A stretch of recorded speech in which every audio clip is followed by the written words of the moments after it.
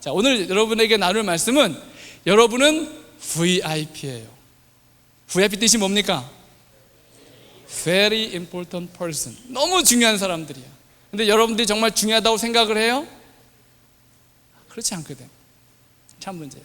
자, 우리 여기는 성경 말씀 한번 봅시다. 넘어가고 있나요? 네. 자, 요한복음 14장 12절. 제가 너무 아끼는 말씀이에요. 이거 한번 우리 여러분 오늘 저녁에 외워봅시다. 다 같이 읽읍시다. 시작. 내가 진실로 진실로 너희에게 이르노니 나를 믿는 자는 나의 하는 일을 저도 할 것이요 또한 이보다 큰 것도 하리니 이는 내가 아버지께로 감이니라. 아멘. 전 이 말씀 너무 좋아요. 그리고 이 말씀을 있는 그대로 받아들여요. 여기 이렇게 말합니다. 너희가 나를 믿으면 나의 하는 일도 너희가 할 것이요. 여러분 예수님 믿어요? 그럼 믿는다는 게 뭔가?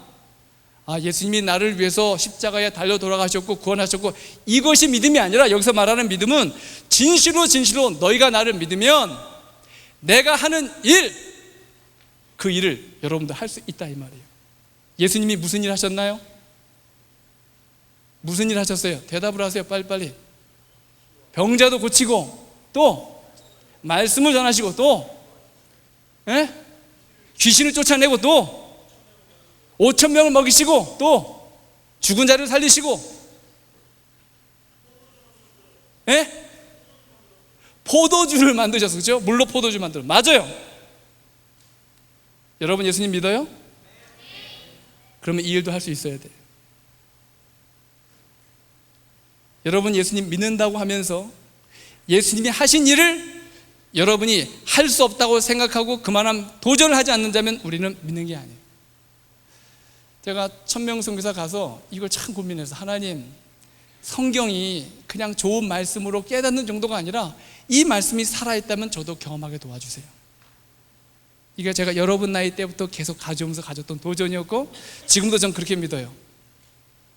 한 이야기를 좀 드립시다. 여기 더 봅시다. 자, 여기 보니까 나의 하는 일도 너희가 할 것이요. 그런데 또 뭐라고 말해요? 이보다 더 큰 일도 할 수 있다 이거예요. 이거는 예수님께서 여러분에게 하신 약속이에요. 약속을 왜 합니까? 지키려고. 그럼 예수님께서 이 약속을 지켜주실까? 지켜주셔. 믿는 사람들에게. 믿는 사람들에게. 그래서 제가 이 말씀을 보면서 내가 하는 일도 할 뿐만 아니라 이보다 더 큰 일을 한다는 말을 생각하면서 제가 이런 표현을 하게 됐어요. 따라해 봅시다. 예수님은, 다 큰 소리로, 예수님은 나의 경쟁자. 왜? 예수님이 했던 일보다 더 큰 일을 할 수 있다고 예수님이 말씀하셨거든. 누가 여러분의 경쟁자예요? 학교 친구? 다른 학교? 고작 서울대 가는 거? 아니에요. 여러분의 경쟁자는 누구예요? 예수님이에요. 예수님보다 더 위대한 일을, 더 큰 꿈을, 더 큰 도전을 여러분이 마음속에 품고 있어야 돼. 자, 우리 선교지의 이야기를 좀 잠깐 합시다. 인도네시아 천명선교사 훈련원을 제가 맡아서 일할 때인데, 여기 보면 맨 땅이 있죠. 여기가 전쟁터였어요. 원주민들이 이 전쟁터를 제 천명선교사 훈련원에 기증을 했어요. 그리고 여기서 훈련원을 시작하라고. 근데 이 맨 땅에서 이제 건물을 지어 나가야 되는데, 우리 선교사들이 이곳에서 건물을 짓기 위해서 자기가 얼마 되지 않은 돈을 모아가지고 서로 이렇게 모았어요. 그리고 대충 그림을 그려가지고 원주민들한테 이렇게 만들어 주세요. 그리고 본인들은 시장에 나가가지고 중고 물품을 사오는 거예요. 돈이 얼마 안 되니까. 적은 돈으로 어떻게 큰 걸 지을 수 있겠어요. 그래서 중고 물품을 사가지고 오는 거예요. 근데 건물을 지는데 보통 원주민들이 운막같이 석기시대 문명으로 살고 있는 그런 부족들이에요. 아주 깊은 정글이에요. 45년 전만 해도 식인종들이 살던 곳이었어요. 그런데 이곳에서 훈련을 준비를 해나가는데, 이런 현대식 건물, 이렇게 지붕을 세우고 하는, 양철 지붕을 얹어놓고 하는 일들을 해본 적이 없던 원주민들이 건물을 짓는데 보통 한 달 반, 2달 걸릴 줄 알았더니 2주 만에 건물 짓는 게 끝난 거예요. 어떻게 된 일이지? 그리고 자기도 놀래가지고 원주민들한테 물었어요. 어떻게 이렇게 빨리 건물을 짓나요? 당신이 우리에게 이 건물을 지을 수 있도록 건축 감독관을 보내줘가지고 시키는 대로 했더니 건물이 이렇게 지어졌다는 거예요. 건축 감독관? 우린 돈이 없어서 중고 물품을 구하러 다니는데 우리가 어떻게 감독관을 우리가 고용합니까? 아니 무슨 소리 하냐고. 우리가 건물을 질 때마다 그 건물 지붕 위에 사람이 올라가서 앉아가지고 우리한테 이래라 저래라 해서 했더니 됐다 이거예요. 그 사람이 어떻게 생겼나요? 머리 있어서 잘 기억은 안 나지만 우리가 알고 있는 것은 하얀 옷을 입고 있는 사람이었습니다. 근데 건물을 짓고 난 후에 그 건축 감독관을 보는 사람은 아무도 없어. 누구였을까? 현지 원주민들은 천사들이 나타나서 이 건물을 지어줬다고 믿고 있어요. 저도 보지 않았기 때문에 그들이 한 대로 그대로 전하는 거예요. 그래서 이제 동네방네 소문이 났어요. 야, 천명선교사 훈련원을 짓는데 천사들이 나타나서 지었다. 이 소문이 퍼지기 시작했어요.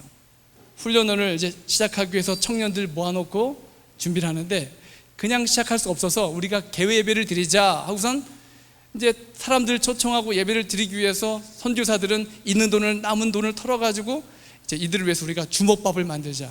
현지인들의 주식이 고구마예요. 하루 세끼 먹는 건 고구마밖에 없어. 여기도 쌀을 가지고 밥을 하려면 비행기로 공수해 와야 돼요. 그래서 쌀값이 엄청 비싸. 그래서 우리가 특별 행사를 하니까 우리가 이번에 밥으로 주먹밥을 만들어서 사람들에게 나눠주자. 그래가지고 현지 원주민들이 사는 집을 보면 여러분 보이시나요? 저 동그란 곳 옆에 집들 보이는 거? 맨 위에 집이 있는데 한 300명 정도 살아요. 한 3, 40가정 사는데 그래서 한 350개의 주먹밥을 만들었어. 그리고 이 사람들 초청해가지고 예배를 다 드리고 이제 준비를 하는데 300여 명이 모여야 되는데 300여 명이 아니라 거의 800에서 900여 명이 모여든 거야. 옆 동네에서 천사가 나타났대 이 말을 듣고선 사람들이 이래저래 다 모여든 거예요. 근데 문제는 예배가 끝날 때쯤 되는데 사람들이 점점 많이 모여들어서 이 300개, 350개 도시락으로 다 먹을 수가 없는 거예요. 이제 난리가 났어. 하나님 어떻게 하면 좋아요? 누구는 주고 누구를 안 줬다가는 분명히 이 사람들에게 분쟁이 일어나고 싸움이 일어날 텐데 오히려 이 개회 예배는 엉망이 될 것 같아요. 하나님 도와주세요. 그리고선 이 선교사들이 무릎 꿇고 기도했어요. 우리 할 일은 다 했습니다. 이젠 당신 몫입니다. 그리고 예배가 끝나자마자 도시락 바구니를 갖다 놓고 여러분 한 사람이 한 개씩만 가져가세요. 사람들이 우르르 나오면서 주먹밥을 다 집어가는데 놀라운 일이 벌어진 거예요. 그 수많은 사람들이 그 도시락을 다 가지고 갔다는 사실이야. 오병이의 기적이 실제로 이곳에 일어났어. 제가 이런 얘기를 한삼에 가서 기도줄 때 이야기하니까 맨 앞에 있던 학생 하나가 설교를 듣다가 뻥 이러더라고. 제가 이 이야기를 이제 성경 공부를 하다가 어떤 성형외과 병원에서 사람들 모아놓고 성경 공부를 가르치는데 어떻게 믿음에 대한 이야기를 하다가 저도 모르게 예화로 이 이야기를 썼다가 제가 곤욕을 치른 적이 있었어요. 그 하나로마트 유기농 총판하시는 여사장님께서 저를 붙잡아 놓고 차 좀 하십시다. 그리고선 그 성경 공부 마치고 찻집에 가서 밤 12시까지 붙들렸어요. 목사님 솔직히 얘기하세요. 숫자를 잘못 센 거죠. 도시락을 나눠 먹은 거죠. 뭐 이런저런 얘기를 다 하는 거예요. 그래서 제가 하도 답답해가지고 사장님 못 믿어오시면 비행기 티켓을 끊어서 이곳에 직접 와보세요. 이분이 정말 독한 분이야. 티켓을 끊어서 2주 후에 이곳에 오셨어요. 이 오지가 정말 먼 거리에 24시간을 가야 돼. 빠르면 24시간, 보통은 2박 3일 해서 도착하는 곳이에요. 들어왔어. 올 땐 오지만 그냥 갈 수 있어요? 못 가지. 그곳에서 현장을 다 확인하고 하나님의 살아계심을 목격하고 난 후에 그분과 저랑 성경 공부를 하고 그분이 침례를 받으셨어. 하나님 살아계세요? 하나님은 살아계세요. 이런 하나님의 역사가 어떤 선교사, 어떤 선교지에서만 일어날 일이 아니라 지금도 여러분이 예수님을 올바로 믿고 모든 것을 건다면 여러분의 삶 속에서 여러분의 가정과 학교와 교회에서도 이와 보다 더 큰 하나님의 역사를 여러분을 통해서 이루게 될 거예요. 그래서 우리 안에 잠자는 거인을 깨워야 돼. 하나님은 지금도 우리 곁에 살아계십니다. 그런데 문제는 이런 하나님의 말씀의 약속과 믿음의 축복들이 있지만 우리를 참 이런 하나님의 놀라운 영적 잠재력, 영적 거인을 깨우지 못하게 하는 애물단지가 있는데 그게 뭐예요? 열등감이라는 거예요. 여러분들 열등감이 있나요? 열등감 없는 사람 한번 손 한번 들어봅시다. 열등감이 없다는 얘기는 정신병자든지 아니면 공주병이든지 모든 사람들의 마음속에 열등감이 있어요. 이 열등감이 깊어지면 그게 나중에 상처가 돼요. 그렇죠? 우리나라 문재인 대통령도 열등감이 있을까요? 있어. 국제회의 가면은 열등감을 느껴요. 모두에게 있는 인생의 애물단지예요. 이 열등감은 여러분만의 문제가 아니고 인류 역사에 수많은 사람들이 경험했던 아주 큰 거심돌이에요. 역사적으로 좀 살펴봅시다. 여러분 아돌프 히틀러 잘 알죠? 세계 2차 대전을 일으켰던 사람이에요. 히틀러는 아주 가난했습니다. 그리고 술준점이 아버지 밑에서 자랐어요. 그리고 어머니는 늘 심약했어. 그러다 보니까 그가 다니던 학교에 유대인 친구가 하나 있었는데 항상 공부도 잘하고 가정이 화목하고 얼마나 잘났는지 그게 열등감이 생겨가지고 나중에 성공하고 났는데 그 열등감을 극복하지 못한 한 사람을 통해서 600만이라는 유대인들을 학살시키는 일을 자행한 거예요. 열등감이 만들어낸 큰 불행이에요. 한국 역사에도 영조란 왕이 있습니다. 영조의 어머니는 천안 무술이 출신이에요. 그리고 이것이 이 영조에게 있어서는 항상 열등감이었어. 그래서 자기가 왕이 되고 난 후에 대신들이 자기를 쳐다보는 눈빛이 안 좋으면 우리 어머니 때문에 나를 무시하는 거야? 늘 이렇게 보는 거예요. 늘 색안경을 끼고. 그리고 얼마나 강하게 왕권을 쥐어잡았는지 몰라요. 그런데 문제는 이렇게 강한 왕권을 가졌던 영조에게 아들이 하나 있었는데 아들이 너무 심약해. 얼마나 부들부들 떨고 겁 많고 이 아들에게 좀 남자답게 좀 똑바로 서봐! 넌 왜 이렇게 줏대가 없어? 하도 말을 안 들으니까 이 아들을 훈련시키기 위해서 말을 안 들으니까 이 쌀을 눕는 이 퇴죽곳에 놓았어요. 거기서 아이에게 벌을 주고 결국에 자기 아들이 왕자가 이 쌀가마니 안에서 죽었어요.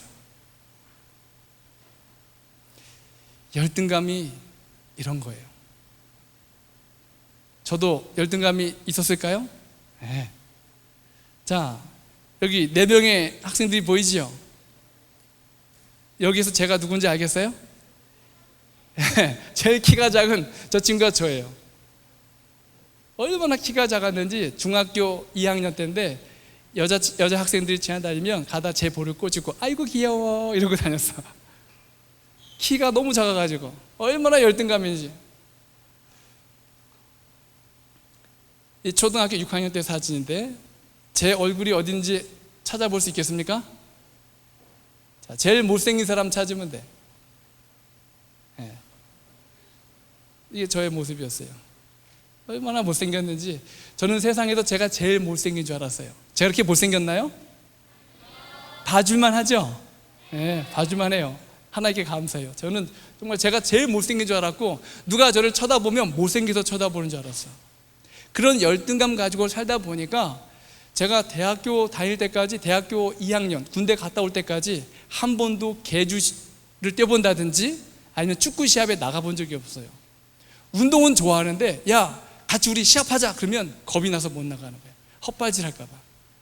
근데 제가 대학교 2학년 때 예수님을 만나고 난 후에 예수님 덕분에 내 안에 열등감이 하나씩 극복되는데 얼마나 놀라운 제 자신을 발견했냐면 삼육대학에서 체육대회가 있어가지고 축구를 차는데 저보고 차보래요.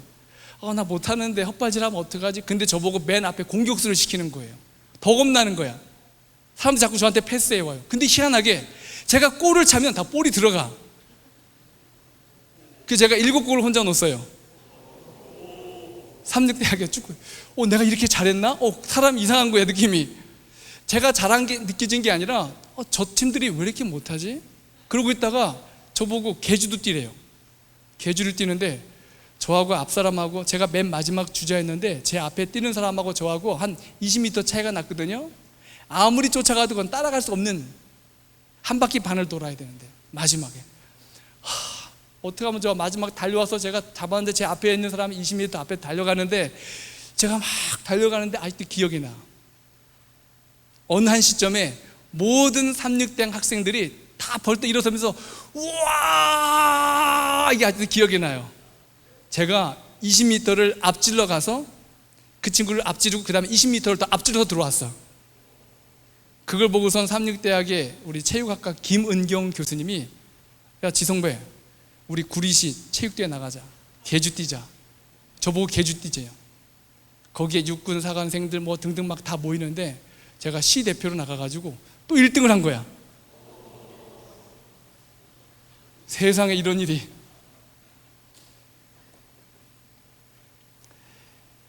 기억하세요. 여러분 안에는 하나님께서 숨겨놓은 수많은 영적 잠재력들이 있어요. 근데 문제는 사단이 끊임없이 여러분에게 그 열등감과 상처를 자극하는 거예요. 부모 탓, 친구 탓, 내 머리 탓, 재정 탓, 수많은 일들. 그것 때문에 하나님이 주신 수많은 믿음의 약속들이 그대로 땅속에 묻어져 버리는 거예요. 이것이 사단이 원하는 거예요. 우리 아까 암송한 성경절 뭡니까? 기억납니까? 빌립보서 4장 6절. 우리 친구들 혹시 암송하고 있나 모르겠네요. 아는 분들 같이 해봅시다. 시작. 아무것도 염려하지 말고 다만 모든 일에 기도와 간구로 너희 구할 것을 감사함으로 하나님께 아뢰라. 뭐 하지 말라고요? 염려하지 말라고. 우리 청소년들에게, 기독교 청년들에게 가장 나쁜 버릇은 염려하는 거예요. 그것은 아주 나쁜 버릇이에요. 왜? 염려하지 말고 그 대신 뭐 하라고요? 뭐 하라고? 오직 뭐 하라고? 기도. 이게 뭐냐면 염려하고 기도는 반비례해요. 기도를 많이 하는 사람은 염려를 안 해요. 맞아요? 근데 염려를 많이 하는 사람은 기도를 안 해.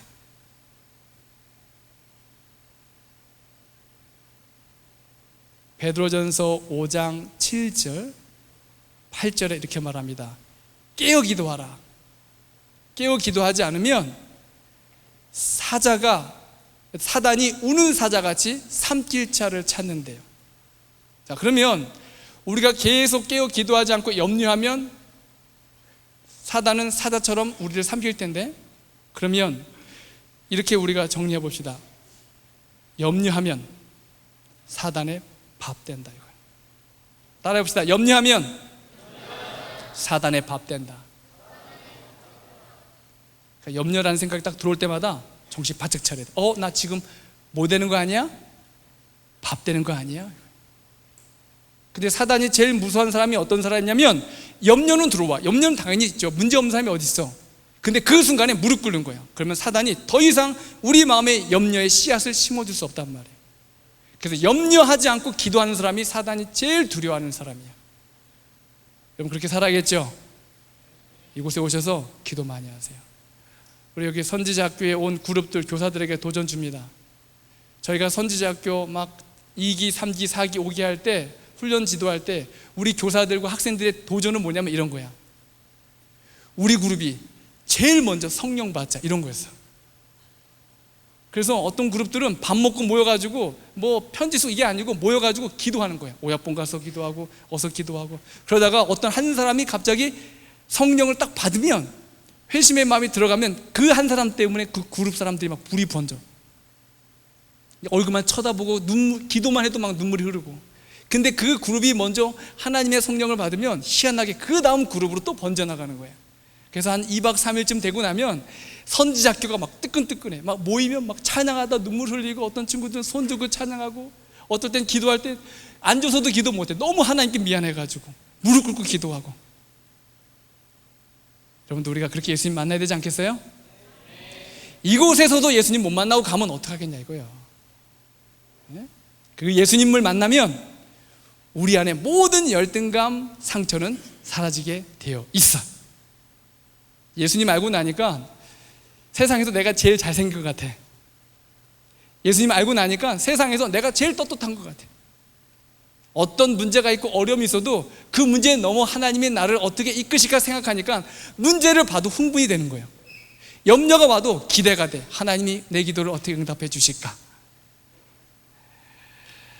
자, 제가 천명선교사 훈련원장을 이제 원주민들과 보내고 난 후에 또 한국에 와서 컴파스 선교사 훈련, 그리고 지금은 이제 파키스탄에서 하나님의 일을 섬기고 있어요.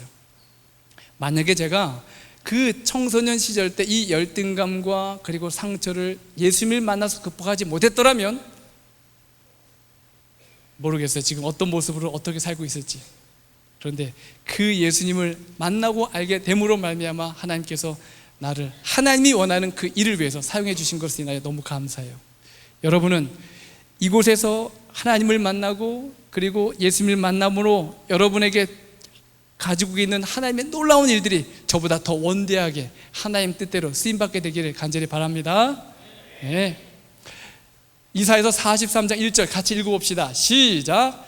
야곱아, 너를 창조하신 여호와께서 이제 말씀하시느니라. 이스라엘아, 너를 조성한 자가 이제 말씀하시느니라. 너는 두려워 말라. 내가 너를 구속하였고 내가 너를 지명하여 불렀나니 너는 내 것이라. 아멘. 여러분 누구 것이라고요? 하나님의 것이에요. 여러분은 하나님의 것이에요. 그러니 여러분이 염려할 필요가 있어요, 없어요? 없는 거예요. 하나님 불렀으면 하나님이 책임지는 거예요. 하나님께 염려거리를 주세요.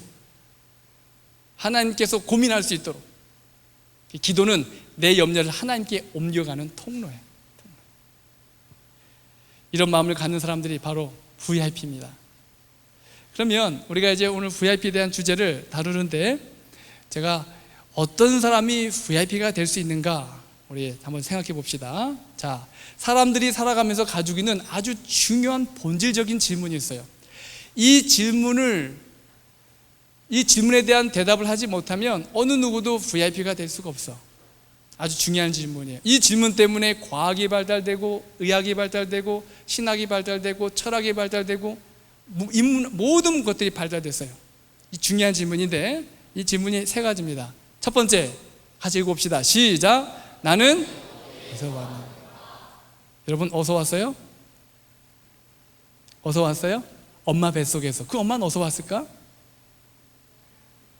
이제 또 엄마 뱃속에서. 그렇죠? 되게 중요한 질문이에요. 왜냐하면 이 질문을 하는 존재는 사람밖에 없어.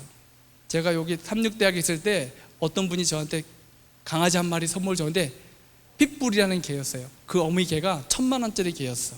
개 싸움을 하면은 한 번도 져본 적이 없는 투견이야. 근데 새끼를 줬는데 이 투견이 얼마나 힘이 세고 좋은지, 이 1,000,000원짜리 그 개에서 나온 새끼란 말이에요. 근데 자기가 족보가 있는 개라는 거에 대해서 이 개가 관심이 있을까 없을까? 전혀 없어.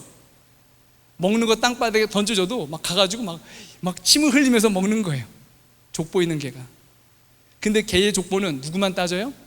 나만 따져. 나만. 참 희한해. 어느 날 제가 학교에 갔다 왔는데 어떤 사건을 계기로 제가 가출한 적이 있었어. 제가 초등학교 3학년 때 가출했는데, 학교에 갔다 왔는데 어떤 아저씨가 저한테 이렇게 질문하는 거예요. 야, 성배야, 네 아저씨, 너 그거 아냐? 뭐요? 너 임마 다리 밑에서 주워왔어. 그런 얘기 들어봤어요? 그래서 아니에요 이러면 되는데, 아니에요 이런 거예요. 옆에 아저씨가, 야, 나도 봤어. 갑자기 누가 나타났어? 증인이 나타난 거예요. 그래서 그리고 그래서 짐을 싸두고 집을 나갔어. 그때에 매일 저녁마다 나왔던 어린이 만화 영화가 있었는데, 그 만화 시리즈가 뭐였냐면 엄마 찾아 산말이었어. 그 이야기가 내 이야기가 된 거예요. 그래가지고 제가 집을 나가서 우리 엄마 찾아갔는데, 또 우리 동네 그 여기 담터 넘어가서 태견 가는 곳에 내천이 하나 있는데, 그 내천 이름이 뭐냐면 주울레야. 주울레. 이게 어떻게 딱딱딱 맞는 거야. 그래서 제가 주울레 그 다리 밑에 앉아가지고 저녁 늦게까지 거기서 계속 있었어. 엄마가 혹시 찾으러 올까 봐. 진짜 엄마가. 근데 저희 어머니가 한참 찾아다니다가 거기 밑에 저녁 때 오셔가지고 성배야 이런데 제가 반갑게 만나야 되는데 우리 어머니한테 한 첫 번째 말이 뭐냐면 우리 엄마 어디 있어요?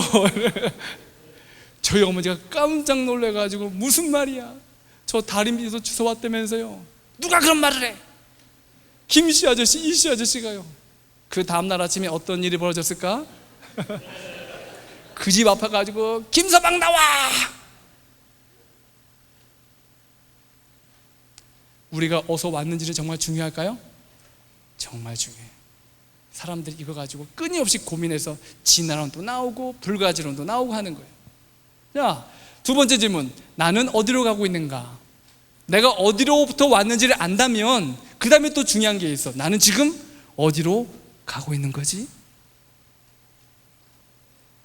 여러분 공부 열심히 하죠? 왜 공부를 하기 싫은 공부를 이렇게 열심히 해야 될까? 왜 열심히 해야 돼요?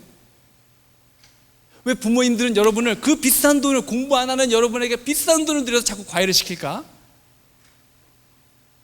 다 지금 우리가 어디로 가고 있는지 몰라서 그래. 왜냐하면 여러분도 여러분의 끝이 만약에 우리 여기 있는 친구가 비디오를 딱 봤는데 보니까 비디오가 20년 전에 우리 친구 비디오야. 20년 후에. 근데 보니까 삼성그룹 사장님, 사모님이 돼 있네. 미래가 확실해. 공부할 필요 있어 없어? 없어. 우린 다 끝을 모르기 때문에 모든 것을 거는 거야. 재정을 걸고 시간을 걸고 뭐 이러다 보니. 그래서 저축하는 사람은, 저축하는 존재는 사람밖에 없어요. 보험을 들은 것도 사람밖에 없어. 왜? 미래가 두려우니까, 끝을 모르니까. 그리고 또 세 번째, 나는 누구인가? 내가 어디서 왔는지 어디로 가고 있는지를 안다면 그 다음에 내가 어떤 존재인지를 알 수 있게 되는 거예요. 근데 사람들은 이거에 대한 질문은 있지만 이거에 대한 분명한 답을 갖지 못하고 사는 거예요. 얼마나 불쌍한지 몰라. 만약에 하나님이 우리를 정말 사랑하신다면, 그리고 이 성경이 살아있는 말씀이라면 이 성경에 인류의 본질적인 아주 중요한 이 질문에 대한 답을 해놓으셨을까요? 해놓으셨겠지. 한번 살펴볼까요? 자, 봅시다. 첫 번째, 나는 어디서 왔는가? 이사야서 45장 18절 같이 읽어봅시다. 시작. 여호와는 하늘을 창조하신 하나님이시며 땅도 조성하시고 견고케 하시되 헛되이 창조치 아니하시고 사람으로 거하게 지으신 자신이라. 말씀에 나는 여호와라. 나 외에 다른 이가 없느니라. 하나님은 어떤 분이시라고요? 창조자예요. 그분이 시작이에요.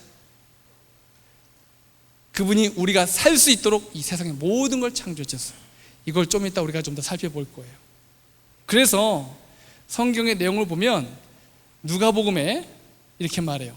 그 이상은 누구고, 그 이상은 누구고, 그 이상은 그 다음에 그 이상은 아담, 그 다음에 아담의 이상은 누구다? 하나님이에요. 우리 친구의 이상은 엄마예요. 할머니. 그 다음에 쭉 가면 최후에 누가 나와? 아담이 나오고, 그 아담 끝에 누가 나오는 거예요? 하나님이 나오는 거예요. 그러면 우리 친구 유전자는 누구 유전자예요? 하나님 유전자예요. 여러분 안에 하나님의 유전자가 있어요. 여러분 안에 하나님의 유전자가 있기 때문에 그 유전자가 하나님의 말씀과 반응하면 하나님의 역사가 일어나게 되는 거예요. 그래서 우리는 하나님을 닮아가는, 하나님을 닮을 수 있는, 하나님같이 살 수 있는 그런 축복된 존재들이란 말이에요. 기억하세요. 우린 어디로부터 왔다? 하나님께로부터 왔어. 그래서 우리가 친구들을 함부로 무시하면 안 돼. 그 친구를 무시하는 건 누구를 무시하는 거예요? 하나님 무시하는 거예요.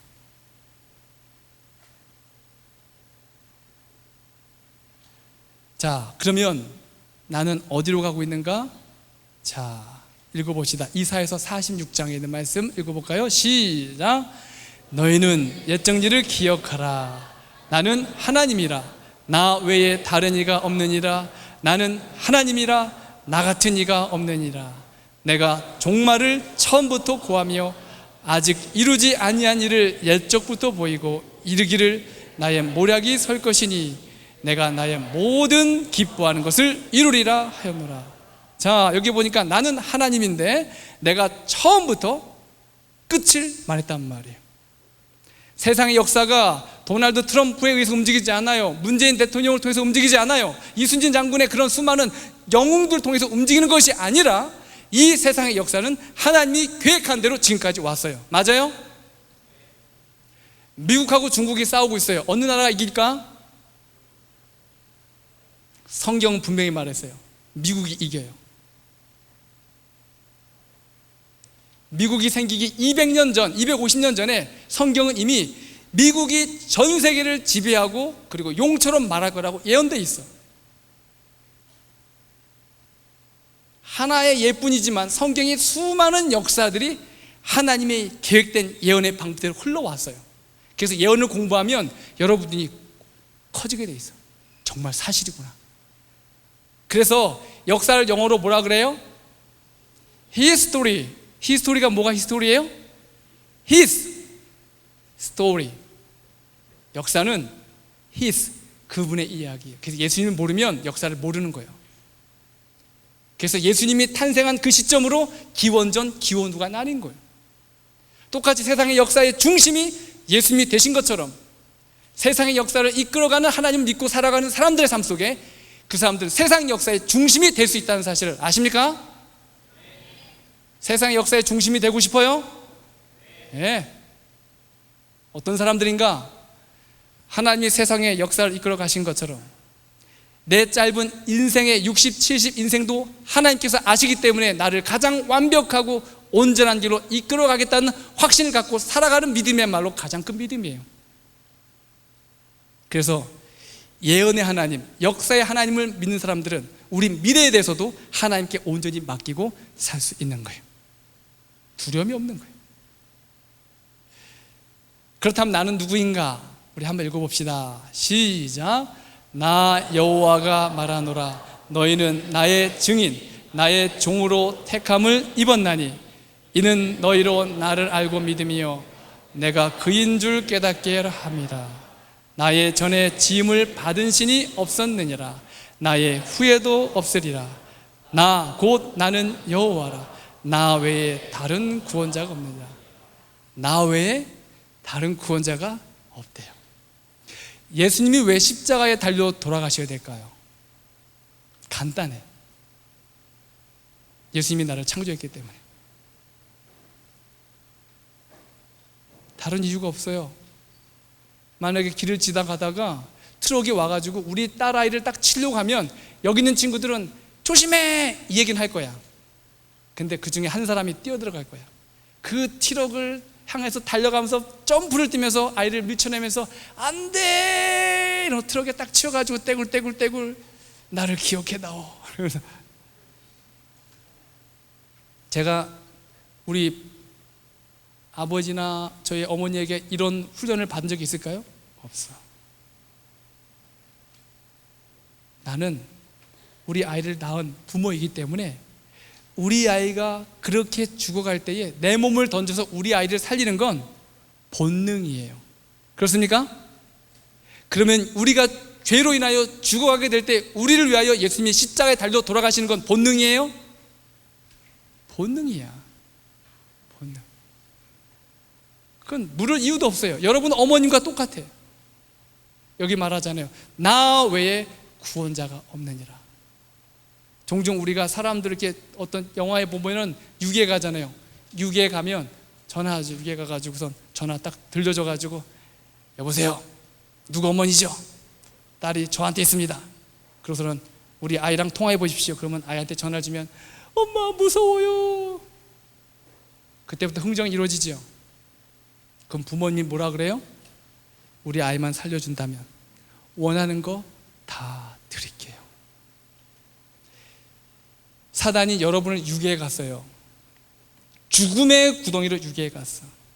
그리고 여러분에게 저 수화기를 주면서 하나님 살려주세요 이 말 하게 하는 거야. 그럼 우리 하나님이 뭐라고 대답해? 그 아이만 살려준다면 당신이 원하는 것, 그 이상의 것을 다 주겠다 하시면서 누구 주셨어요? 예수님을 주셨어요. 우리의 몸값은 예수님이에요. 여러분의 몸값은 예수님 몸값이야. 그러니 비싼 사람들이에요, 여러분들? 정말 비싼 사람들이에요. 이걸 잊고 살면 안 돼. 이 가치를 아는 순간부터 우리의 마음속에 있는 모든 열등감과 상처들이 사라질 수 있는 거예요. 그분 한 분 때문에. 자, 여기 봅시다. 가치가 있다라는 게 뭔가 봅시다. 자, 많은 것이 존재하고 있어요. 많은 것이 존재하고 있죠.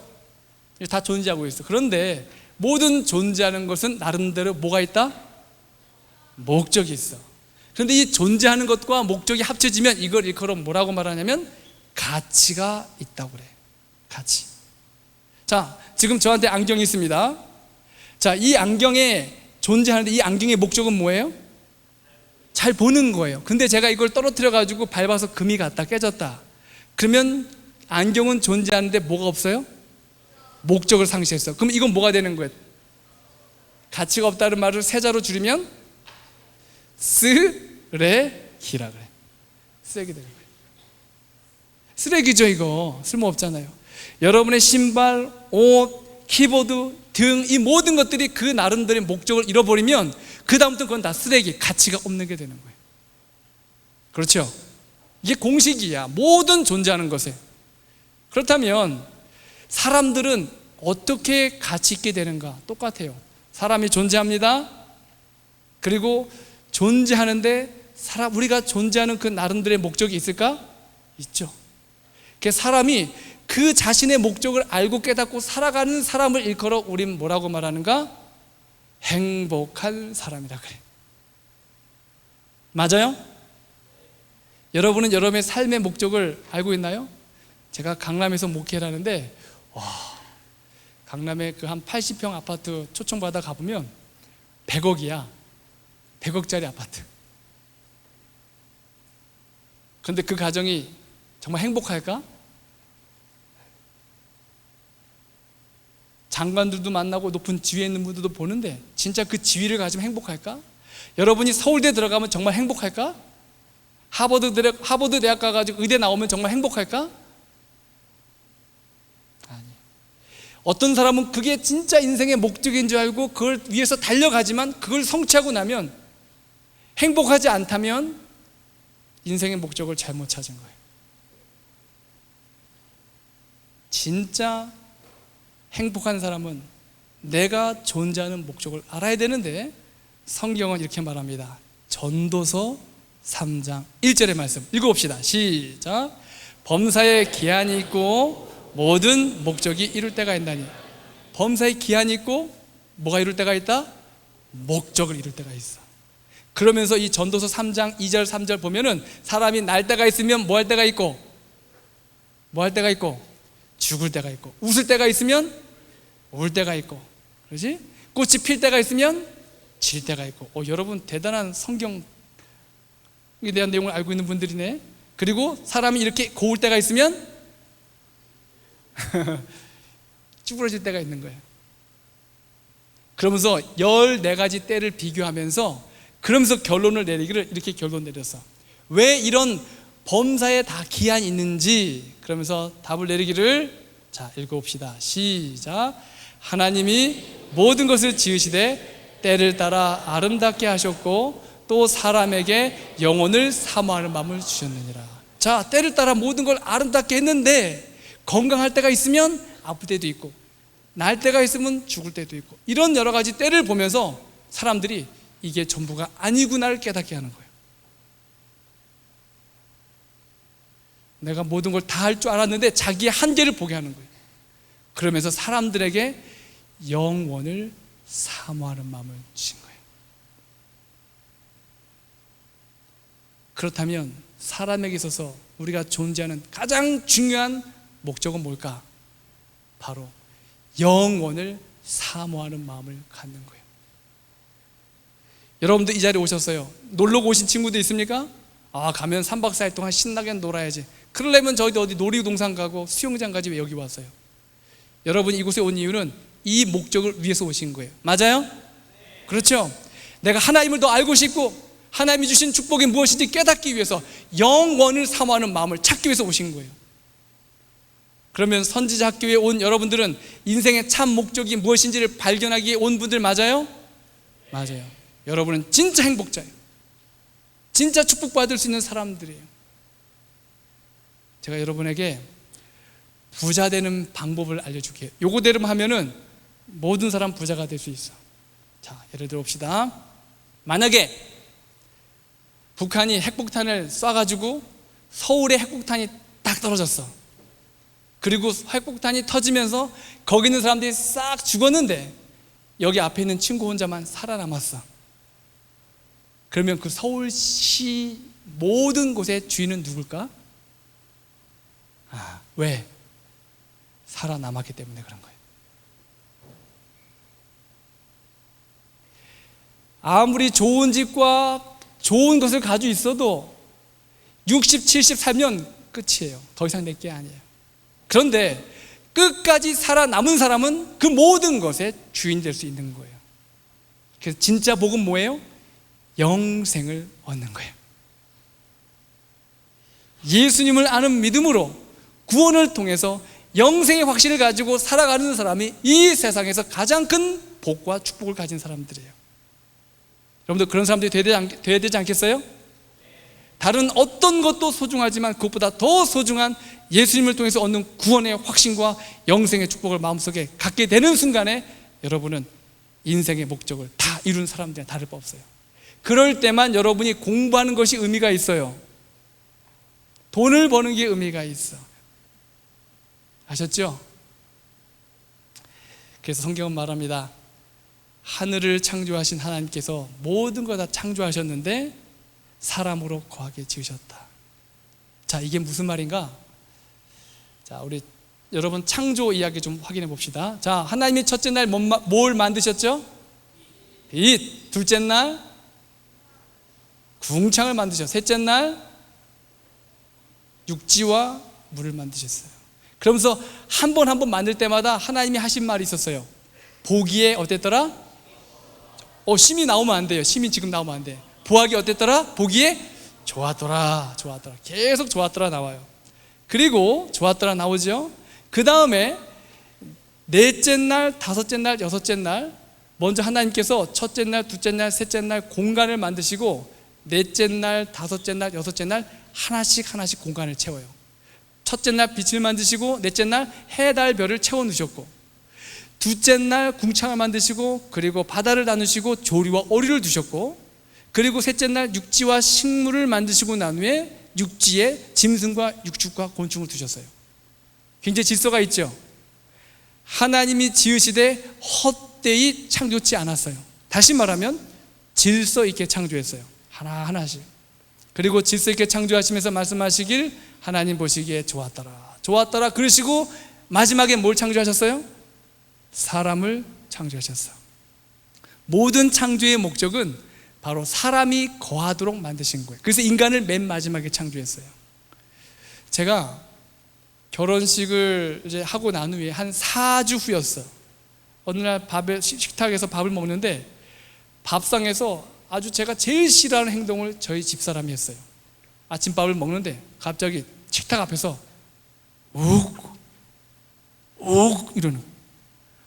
이 여자 정말 매너 없게 식탁 앞에서 뭐 하는 거야? 그리고서는 화장실에 가는 저희 아내의 어깨를 두드려주면서 뭘 먹었어? 이러고 두드려주는데 기분은 솔직히 좋지 않았어요. 다음날 아침에 또 밥을 먹는데 식탁 앞에서 그리고 등을 또 두드려주는데 갑자기 혹시 하는 생각이 들었어요. 병원 가보자. 그리고 병원에 갔더니 의사 선생님이 뭐라 그래요? 축하드립니다 이러는 거예요. 갑자기 내가 누가 되는 거예요? 아빠가 되는 거예요. 그리고 나서 내 생각이 완전히 바뀌는데 어느 날 길을 지나가다가 저도 모르게 제가 맥도날드 햄버거 집에 들어가서 햄버거를 사가지고 나오는데 제가 행복하게 웃고 있는 거예요. 제가 그날 산 버거가 뭐였냐면 어린이 버거 세트였어. 어린이 버거 세트를 사면 그 포스트에 요만한 장난감 태엽 인형을 주는 거예요. 그 그거를 하나 얻으려고 제가 어린이 버거 세트를 사가지고 나오면서 가면서 너무 행복해하는 거예요. 지나가다가 아기 옷 파는 데를 지나가는데 머뭇머뭇거리면서 빨간색 양말, 파란색 양말 있었는데 저도 모르게 들어가서 양말을 만지작거리면서 무슨 색깔을 선택했을까요? 파란색을 선택했어. 내 믿음대로 될지어다. 우선 파란색을 들고 나오고, 그리고 스티커를 사다가, 야광 스티커를 사다가 아기 방에다가 그것도 북두치성 사이즈에 맞게 다 붙이고, 모비를 달아놓고 바람 불면은 그 나비나 새들이 움직이게 욕조도 사놓고, 그리고 욕조에서 아이가 목욕할 때 심심할까봐 물방개 인형도 사고, 그리고 곰인형 뭐 다 세팅을 다 해놨어. 그런데 9개월이 지나고 10개월째 딱 되는데 그 아이가 태어났어요. 그 물건을 하나하나 살 때마다 정말 좋았는데 그 아기를 그 집에 딱 데려오니까 제가 어때요? 너무너무 좋은 거예요. 마치 하나님께서 보시기에 좋았더라 그러다 마지막에 인간을 창조하시고 난 후에 보시기에 심히 좋았더라고 했던 그 말의 뜻이 무엇인지 제가 느꼈어요. 그런데 그 아이와 행복한 시간을 지나고 난 8개월 후에 교통사고로 우리 아이를 잃었어요. 그 교통사고로 그 아이를 잃고, 그리고 제 가슴 속에서 정말 심하게 다친 그 아이가 피를 흘리면서 죽어가는데 얼마나 가슴이 아팠는지, 제가 죽고 싶은 거 있죠. 하나님 제 생명을 걷어가 주세요, 이런 기도가 나오면서 얼마나 울었는지 몰라요. 그리고 아이를 화장을 하고 장례를 치르고 집에 들어왔는데, 아이의 방에 들어갔는데 너무 끔찍한 거야. 내가 붙여놓은 스티커, 모빌, 인형 하나하나가 보기에 좋은 것이 아니라 보기에 끔찍한 거예요. 세상에 이보다 더 끔찍한 집은 없었어요. 제가 그때 깨우쳤어요. 하나님께서 이 세상의 모든 걸 다 만들어 놓으셨는데 누구를 위해서? 나를 위해서.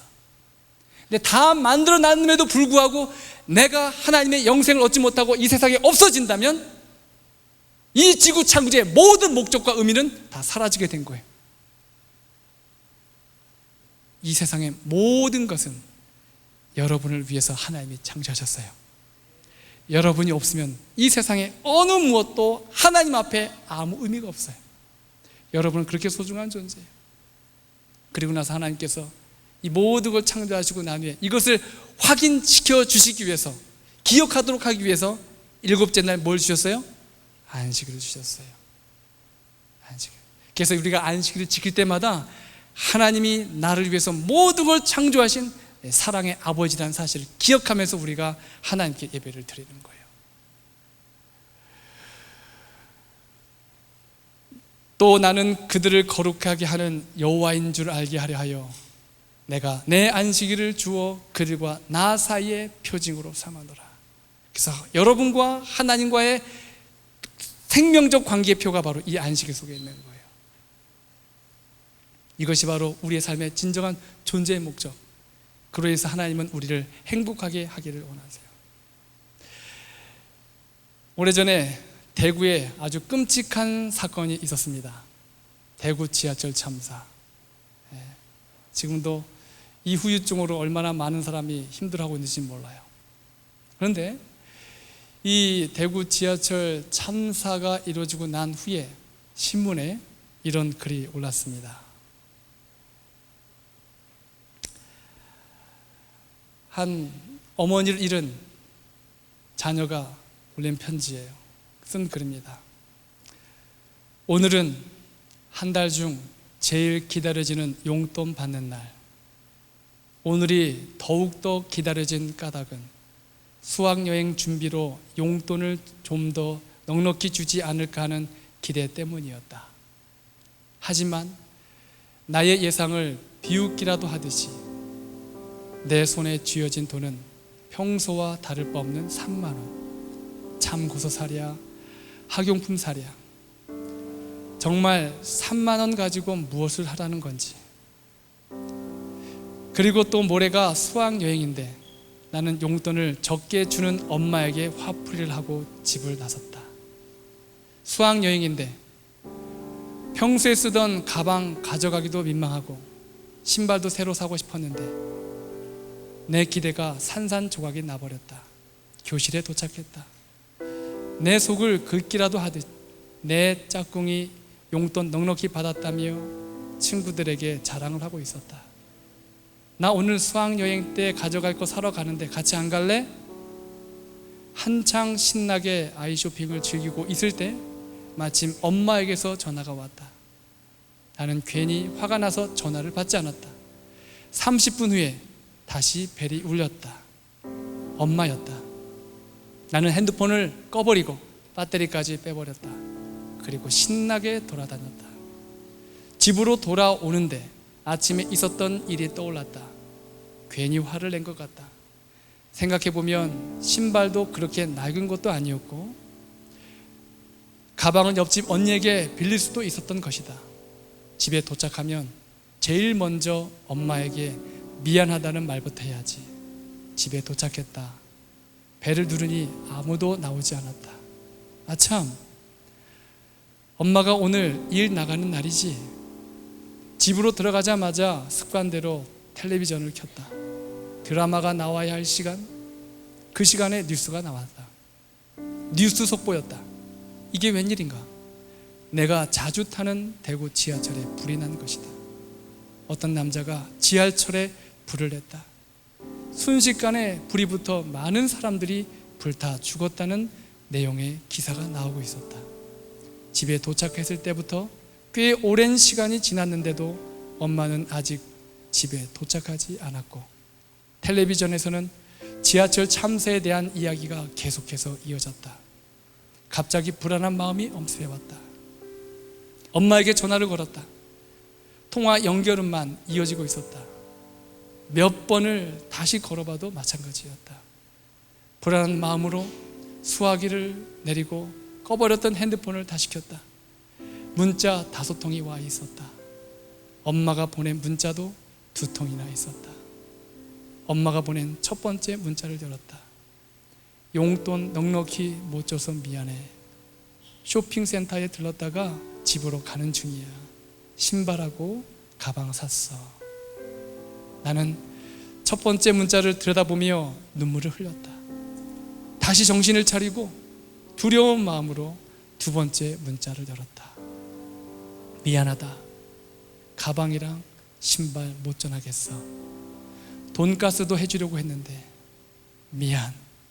내 딸아 사랑한다. 이게 마지막 문자였어요. 이 엄마는 그토록 사랑하는 그 딸을 위해서 없는 거 털어서 선물을 사들고 가던 중에 지하철 참사로 자신의 생명을 잃고 있었어요. 그러나 그 순간에도 사랑하는 그 딸을 기억하며 그리고 그 사랑하는 딸에게 약속을 못 지킨 마음을 달래며 문자를 보냅니다. 미안하다. 가방이랑 신발 못 전하겠어. 돈가스도 해주려고 했는데 미안. 내 딸아 사랑한다. 예수님은 십자가에 달려 돌아가시면서 아버지, 저들이 하는 죄를 알지 못하나이다. 저들을 사해 주시옵소서. 그리고 그분이 떠나시면서 너희는 마음에 염려하지 말라. 하나님을 믿으니 또 나를 믿으라. 내가 그곳에 가서 너희를 위하여 모든 걸 다 준비하면 내가 다시 와서 너 있는 곳, 나 있는 곳에 너희도 있게 하리라. 우리 예수님은 그분이 하신 약속을 여러분을 위해서 반드시 이루어 주실 것입니다. 그 이유는 여러분은 하나님의 VIP이기 때문이에요. 여인이 어찌 그 젖먹는 자식을 잊겠으며 자기 태에서 난 아들을 긍휼히 여기지 않겠느냐. 그들은 혹시 잊을지라도 나는 너를 잊지 아니할 것이라. 내가 너를 내 손바닥에 새겼느니라. 세상 사람들이 나의 이름을 기억해 주지 않아도 괜찮아요. 친구들이 나를 몰아줘도 괜찮아요. 여러분이 하나 기억해야 될 것은 여러분의 그 이름 석자가 우리 예수님의 손바닥에 십자가의 못으로 새겨져 있다는 사실을 기억하기 바랍니다. 여러분은 하나님의 VIP입니다. 그리고 그 하나님께서 예수님을 통하여 그분 오시는 그날 여러분과 함께 살 그 아름다운 축복의 장소로 여러분을 이끌 수 있도록 지금도 성령 하나님이 여러분과 함께하고 있습니다. 여러분 이 기간 동안 정말 그 하나님을 깊이 있고 뜨겁게 경험하기를 간절히 바랍니다.